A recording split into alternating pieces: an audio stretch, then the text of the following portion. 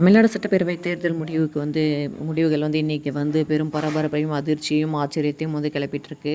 இதில் பார்த்தீங்க அப்படின்னா பேரதிர்ச்சி கொண்ட, அதாவது பழைய நம்ம சிட்டிங் மினிஸ்டர்ஸ் அவங்களாம் தோல்வி தழுவிய அந்த ஒரு இதை பற்றி தான் பார்க்க போகிறோம். முதல்ல பார்த்தீங்க அப்படின்னா காவந்து முதலமைச்சரான திரு மு.க. ஸ்டாலின் அவருடைய சொந்த தொகுதியில் காலை முதலே பின்னடைவை சந்தித்து கடைசியில் 8000 ஓட்டு வித்தியாசத்தில் தோற்றுருக்காரு.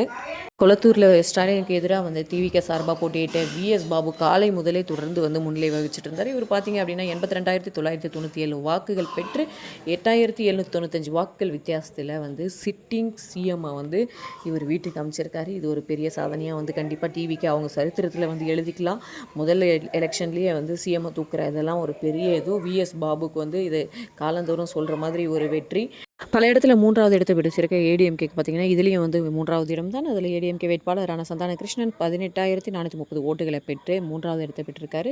முதலிடத்துக்கும் இவருக்கும் 64,567 ஓட்டு வித்தியாசம். So VS Babu clean sweep பண்ணியிருக்காரு கொளத்தூரில் அப்படின்னு தான் சொல்லணும். ஸோ நம்ம காவந்து முதலமைச்சருக்காக நம்ம சாரி தான் ஃபீல் பண்ணி அவனை வேறு என்ன பண்ண முடியும்.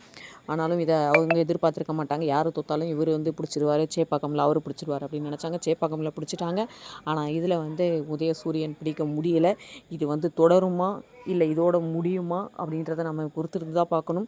ஆனால் இவரை வீட்டுக்கு அனுப்பணும் அப்படின்ட்டு இவங்க முடிவு பண்ணிட்டாங்க டிவிக்கே. அதை சொல்லி அடிச்சிருக்காங்க அப்படின்னு சொல்லலாம். ஏன்னா அவர் இந்த முடிச்சிட்டேன்ற மாதிரி ஒரு இது காட்டுவார் இல்லையா, அந்த மாதிரி விஎஸ் பாபு காலையிலேயே காட்டிட்டார் முன்னிலை. அவர் எல்லா சுற்றுலையுமே முன்னிலை வகித்தார். இதுதான் அவர் கொளத்தூரில் க்ளீன் ஸ்வீப் பண்ணுறதுக்கான ஒரு காரணமாக அமைஞ்சிருக்கு. ஸோ கொளத்தூரில் வெற்றி பெற்ற விஎஸ் பாபுக்கு வாழ்த்துக்களையும், தோல்வியுற்ற நம்ம முன்னாள் முதல்வர் ஸ்டாலின் அவர்களுக்கும் ஏடிஎம்கே வேட்பாளரான சந்தான கிருஷ்ணன் அவர்களுக்கும் நம்முடைய ஆழ்ந்த அனுதாபங்கள்.